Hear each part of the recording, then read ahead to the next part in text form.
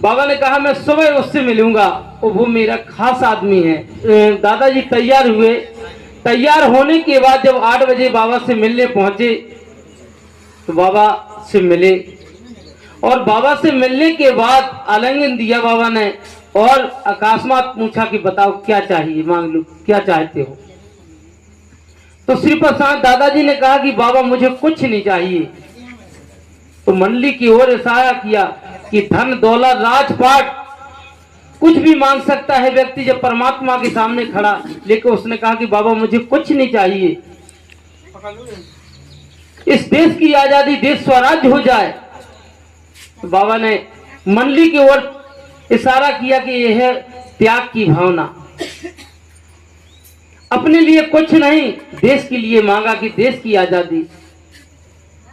दूसरी बार में बाबा ने फिर उनसे कहा कि मैं तुमसे मिलकर के बहुत प्रसन्न हूं, और मांगो क्या चाहते हो। तो बाबा ने, दादाजी ने कहा कि बाबा मुझे कुछ नहीं चाहिए। दूसरी बार में उन्होंने कहा कि बाबा मेरा आध्यात्मिक विकास, आध्यात्मिक उत्थान हो जाना चाहिए। तो बाबा ने कहा कि मैंने ये भी दिया।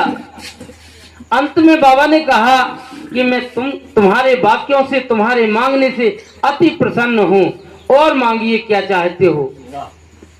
तो लास्ट में दादाजी ने कहा कि बाबा मुझे कुछ नहीं चाहिए, हमीरपुर के लोग बड़े गरीब और निर्धन लोग हैं, एक बार जिला हमीरपुर में दर्शन दे देना। बाबा ने वचन दिया कि मैं एक बार जिला हमीरपुर में दर्शन अवश्य दूंगा। और वो योजना उस समय से चलती रही, और इतना लंबा समय लगा कि बाबा 1952 में जाके हमीरपुर में बाबा का आगमन हो पाया। 1949 में हमीरपुर जिले के 5 प्रमुख प्रेमी बाबा की आगमन की तैयारी में गए थे। वो कौन कौन थे? श्रीपद साहब जराखर से, बाबू राम प्रसाद जी नौरंगा, वृंदावन महतो कनकुआ, केशव नारायण निगम मेहरस्ताना, पुकार जी।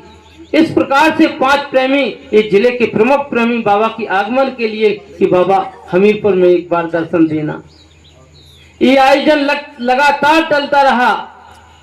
और बाबा ने कहा मैं सुबह उससे मिलूंगा, वो मेरा खास आदमी है। दादाजी तैयार हुए। तैयार होने के बाद जब 8 बजे बाबा से मिलने पहुंचे तो बाबा से मिले, और बाबा से मिलने के बाद आलिंगन दिया बाबा ने और अकस्मात पूछा कि बताओ क्या चाहिए, मांग लो, क्या चाहते हो। तो श्री प्रसाद दादाजी ने कहा कि बाबा मुझे कुछ